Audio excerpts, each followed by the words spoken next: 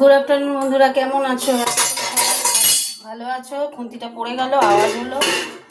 এই দেখো, আজকে আমি ভাপা ইলিশ ভাপা করব। কাঁচা ইলিশ, সর্ষে হলুদ নুন মাখানো রয়েছে, মাথাটা ভাজবো।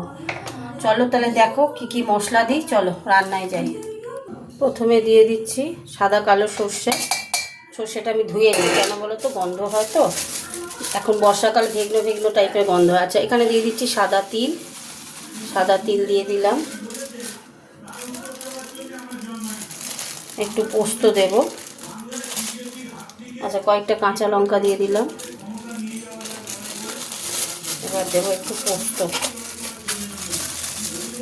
অল্প করে একটু পোস্ত দিয়ে দিলাম।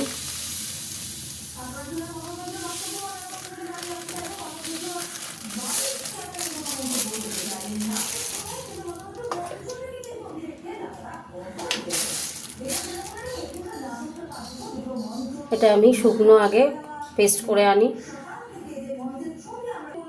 এ দেখো 50% আমি শুকনো করেছি। এইবার আমি এতে দেব দই। দেব এখানে একটুখানি দই আছে, এই দইটা দিয়ে দিয়ে প্যাকেটে দই দিয়ে পেস্ট করব। এবার দই দিচ্ছি, ওইটা দিয়ে দিলাম, প্যাকেটে ছিল একটু। তাহলে সর্ষে এবার এটা দই দিয়ে পেস্ট করে আনছি। চলে এলাম, মশলাটা আগে এতে দেব। মশলাটা করে নিয়ে এলাম দই দিয়ে।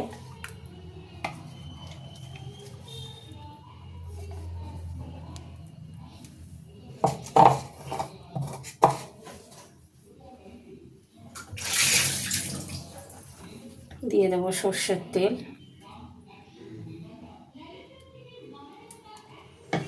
দিয়ে দেবো নুন, হাতে করেই সব দিচ্ছি। নুন দিয়ে দিলাম। দিয়ে দেবো একটু মিষ্টি।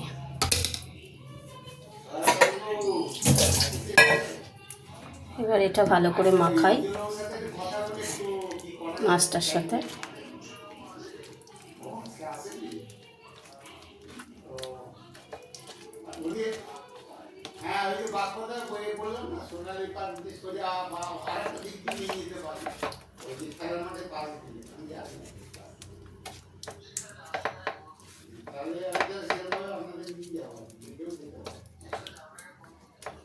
কিছুক্ষণ থাকুক।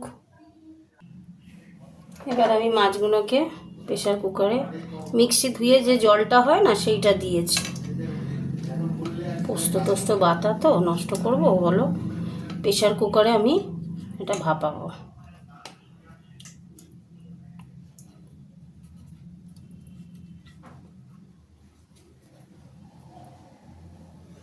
যত গ্রেভিগুলো ওপর দিয়ে দিয়ে দেবো।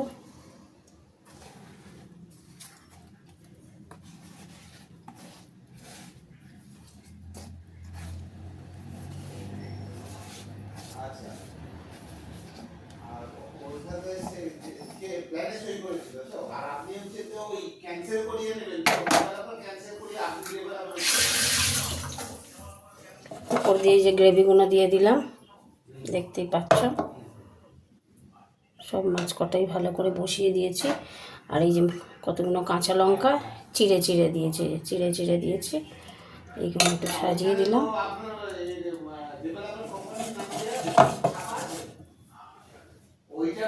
এবার এটাকে আমি সিটি মারবো। ওপর দিয়ে একটু তেল দিয়ে দেবো, সর্ষের তেল। তেল দিয়ে দিলাম।